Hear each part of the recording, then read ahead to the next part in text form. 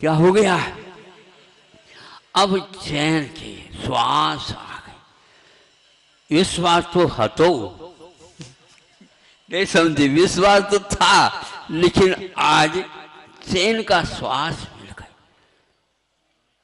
कार्य पूर्ण होता है तब वह दिन लगता है, फिर रात भी दिखती है, ये होता है। किंतु काम हाथ में रहता है, सामने रहता है, किसी को भी फुर्सत नहीं है।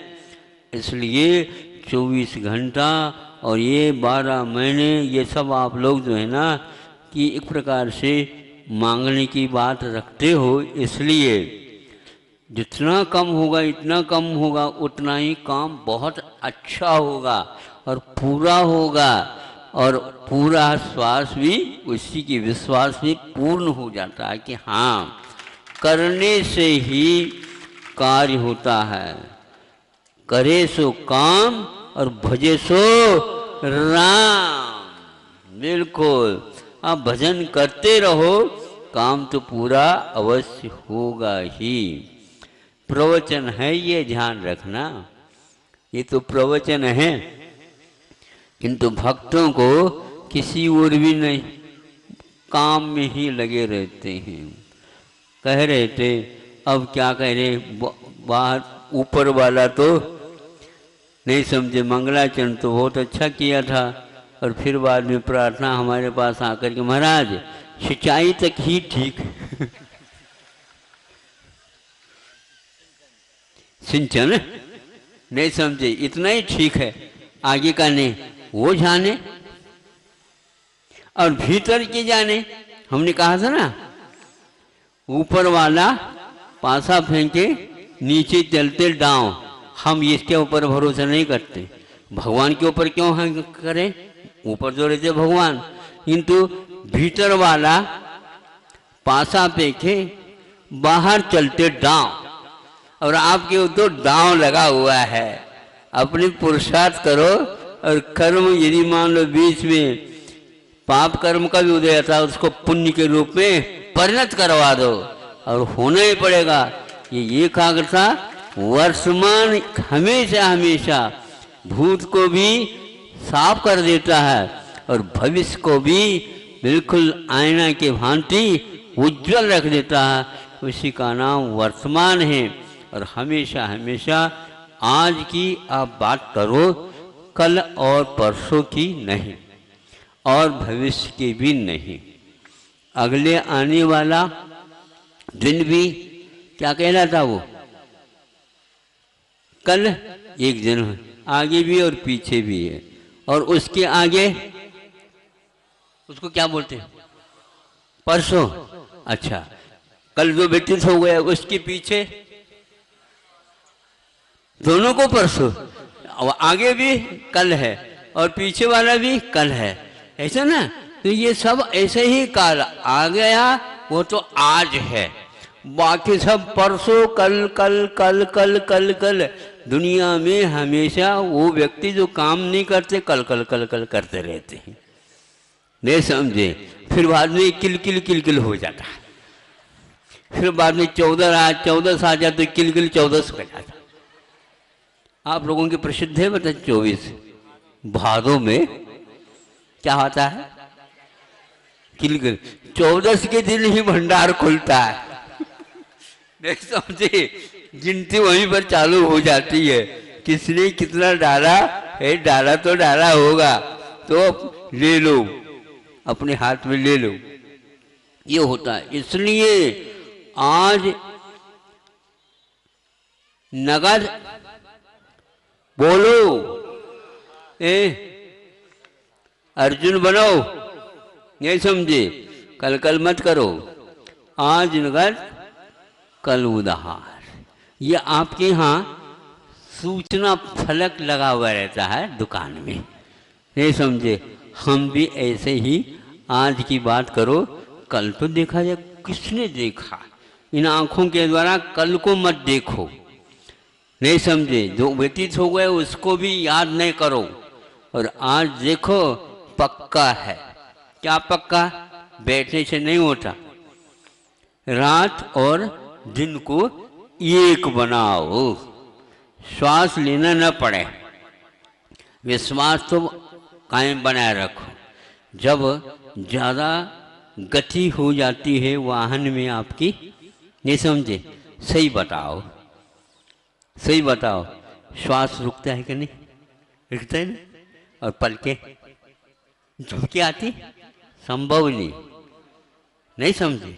इसीलिए जो व्यक्ति अपना काम हाथ में लेता है और सोता नहीं, पूरा चलकर विश्राम करो। पथ में विश्राम ठीक नहीं कहलाता।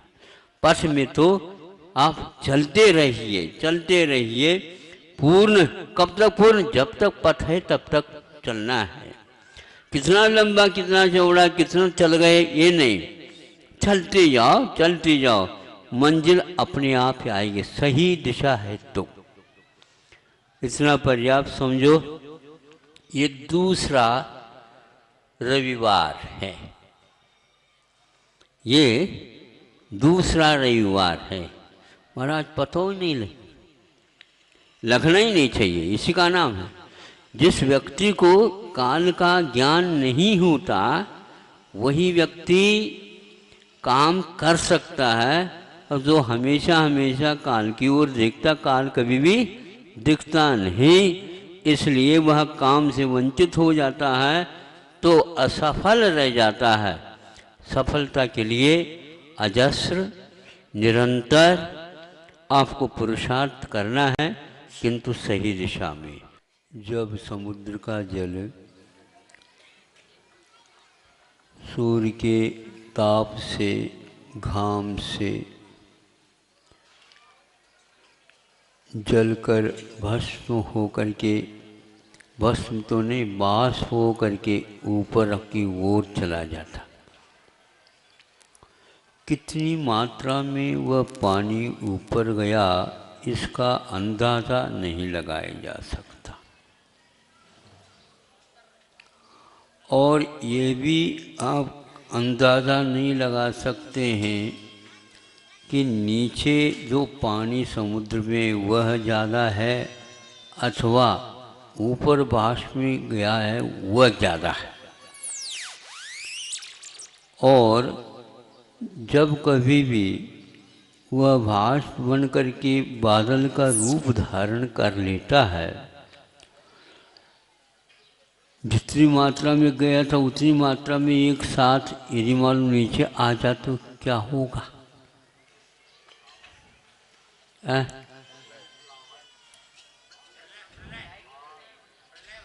प्रलय, प्रकर्ष रूपेण लयम लीयते इति प्रलय। प्रकर्ष रूप से सबका नाश हो जाना है यहाँ पर। इतना पानी ऊपर चला जाता है, बादलों के रूप में परिणत हो जाता है। फिर इसके उपरांत उसमें अब धरती भी तप गई, सूर्य प्रकाश से, ताप से, घाम से लगातार, और दरारें पड़ गई, नहीं समझे। अब धरती की मिट्टी प्यासी है, ऊपर का पूरा आ जाए तो क्या होगा? नहीं, तो प्यास बुझा दो। हम प्यास तो बुझाएं, लेकिन बादल यदि फट जाए तो हम प्यास क्या, प्यासा ही निकल जाएगा, प्यास नहीं। इसलिए उन बादलों को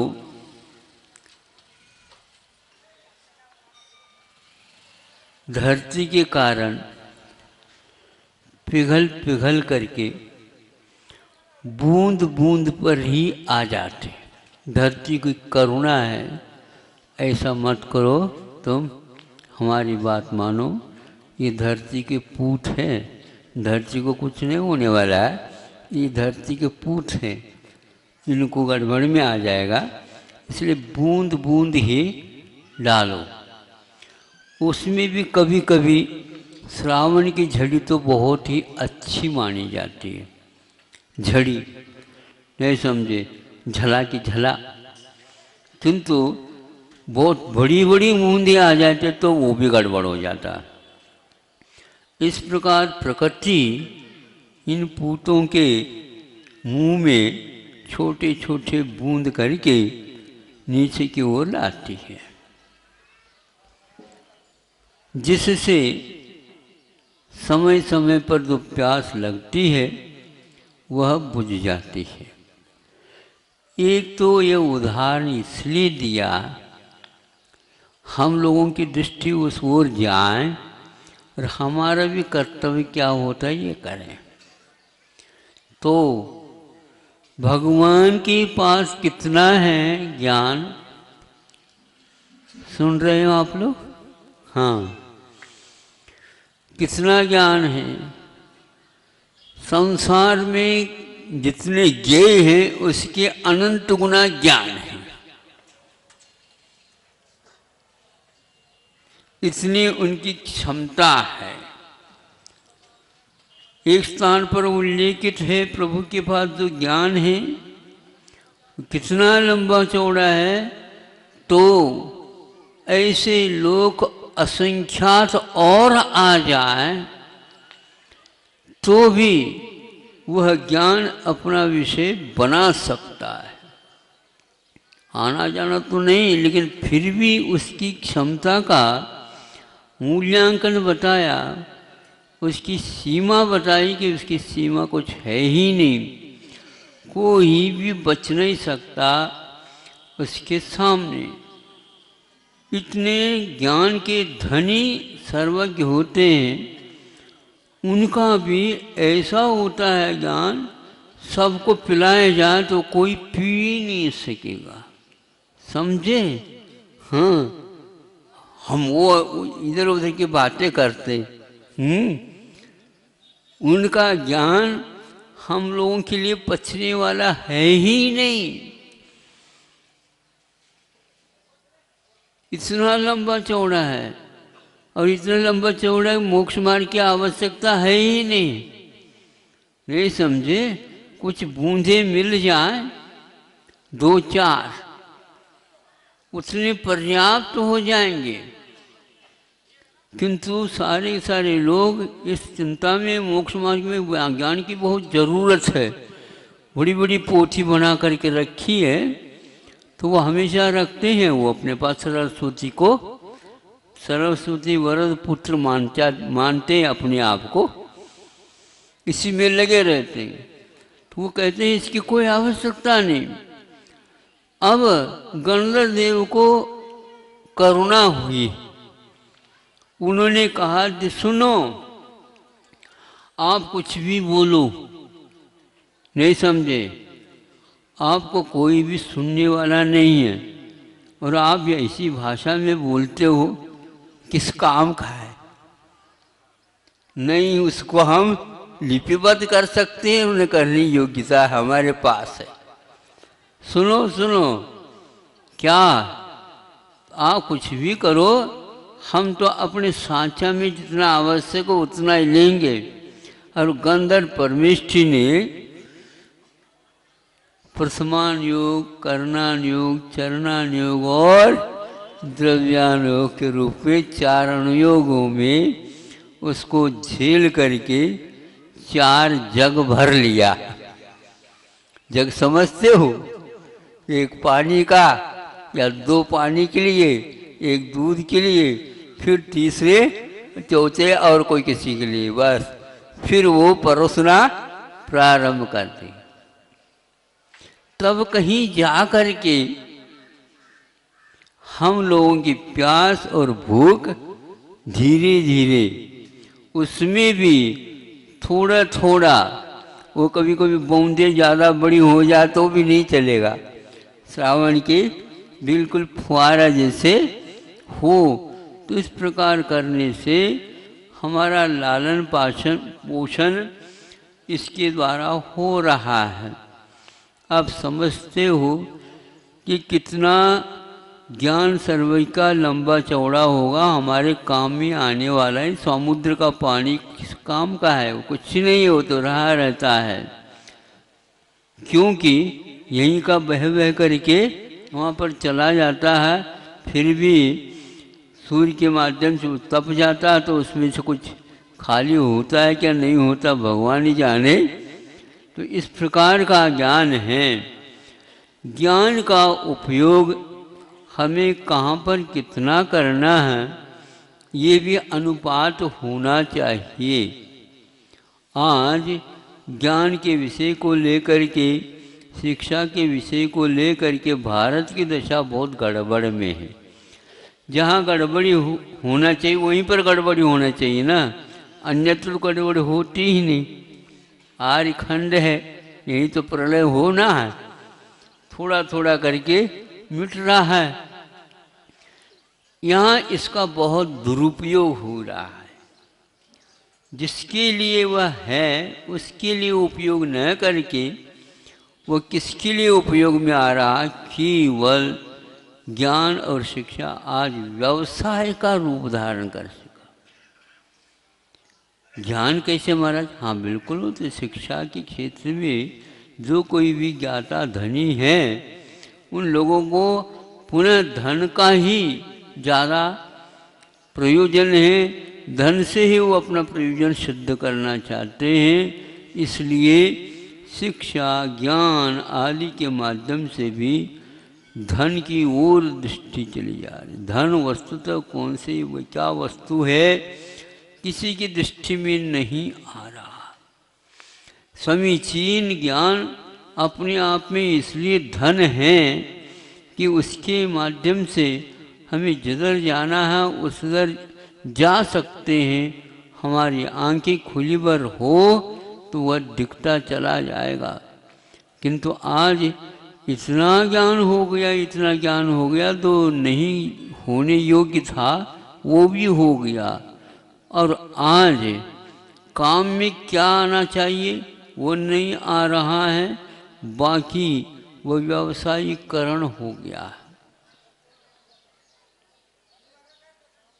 यह मैं इसलिए कह रहा हूँ, पहले छोटे अवस्था में वह कोई भी शास्त्र मिलता था तो उसके ऊपर कि मूल्य स्वाध्याय लिखा रहता था एक कोने में, जहाँ पर आप हस्ताक्षर करते हैं ना, कल्लावा ने कहा था, तो नीचे के कोने में तो वहाँ पर मूल्य ऊपर लिखा जाता, उसके नीचे सदुपयोग अथवा स्वाध्याय।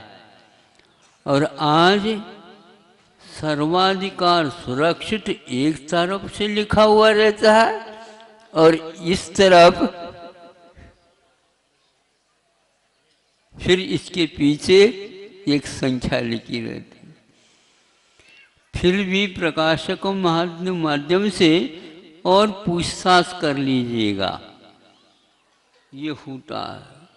और इसके उपरांत यदि मान लो आप इसका प्रकाशन करना चाहते हैं, नहीं, सर्वाधिकार सुरक्षित, मतलब सरस्वती के ऊपर अधिकार चला रहे हैं। ये कपूत है जब सपूत है, अब बताओ। इसका नाम नहीं स्वाध्याय है, इसका नाम नहीं शिक्षा है, इसका नाम न शिक्षा की नीति है। प्रीति तो हमारी उसी ओर है जहाँ पर नहीं जाना चाहिए। रीति गड़बड़ में आ गई, नीति गड़बड़ में आ गई, प्रीति प्रतीति गड़बड़ी में आ गई, भीति तो लुप्त हो गई।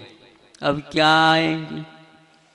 अब सब जगह राजनीति आ गई, न राजा है न नीति है, फिर भी राजनीति क्या हो रही है ये समझ में आप लोगों को आ रहा है समझ में? महाराज जी विषय तो ये हमारा है, आप क्यों बोल रहे हो? तो इसलिए आप लोग बैठे हैं, हमें तो समझ में आ गया, वो बोल लिया। यदि काम में नहीं आता तो हमें लौटा दो। लेकिन ऐसा है, हम जो कुछ भी दे देते हैं फिर उसको वापस नहीं लेते। आप जहाँ कहीं भी रखना हो तो बांध करके रख दो, यदि उपयोग हो जाए तो एक आध व्यक्ति को सुना दो, बहुत बड़ा आप अपने ऊपर उपकार कर लेंगे। सबको ये बात समझ में आ रही है, तो सर्वज्ञ के बारे में सोच रहे हैं हम लोग बैठ करके।